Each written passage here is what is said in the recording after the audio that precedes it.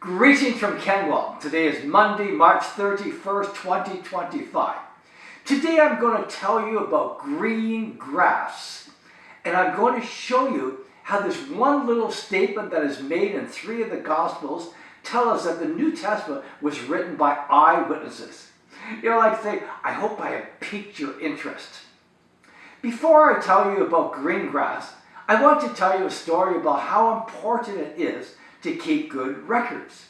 This was demonstrated way back in the year 550 AD, and the account is from Brother Nathaniel.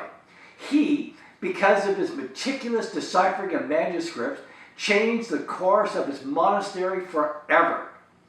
We do know historically that he went to seminary somewhere, around the year 550 AD, and when he was there, he greatly excelled in Greek, and his Greek was second to none.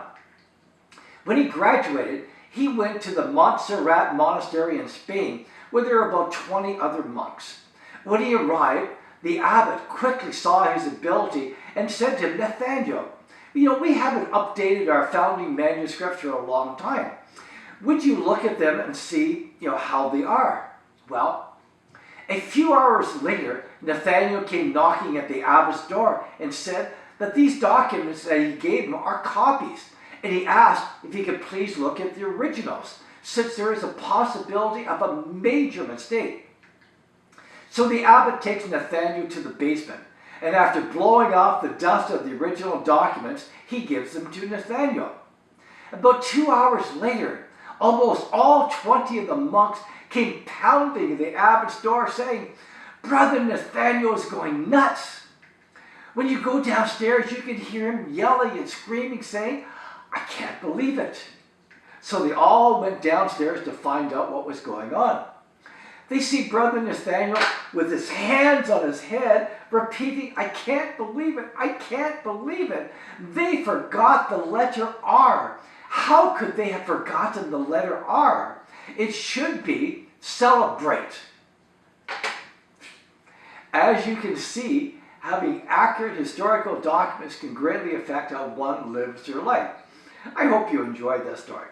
Now let me tell you about the significance of grass as an indicator that the New Testament was written by eyewitnesses. Grass is mentioned in 3 of the Gospels during the account of Jesus feeding the 5,000.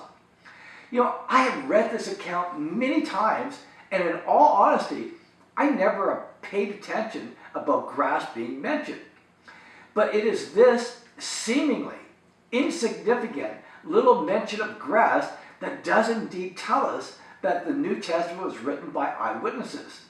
I am sure at this point many of you are thinking, yeah, right, Ken.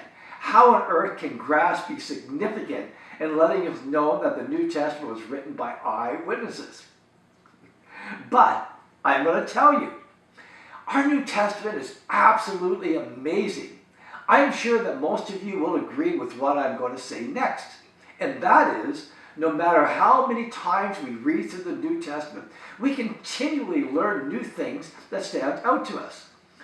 The Holy Spirit inspired 3 of the Gospel writers to mention about grass in the account of the feeding of the 5,000.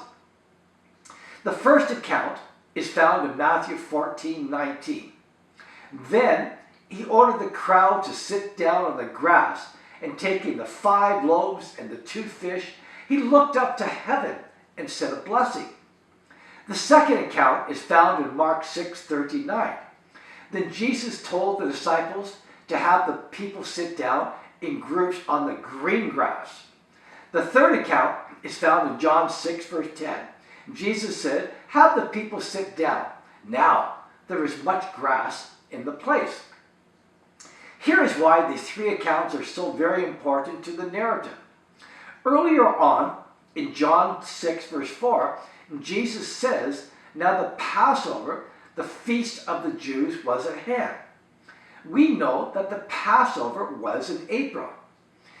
Here to my right shows an actual picture of what Bethsaida looks like in the springtime. Bethsaida only has green grass in the springtime after the winter rains. We can see from this picture that Mark's statement is true, as there is lots of green grass in April.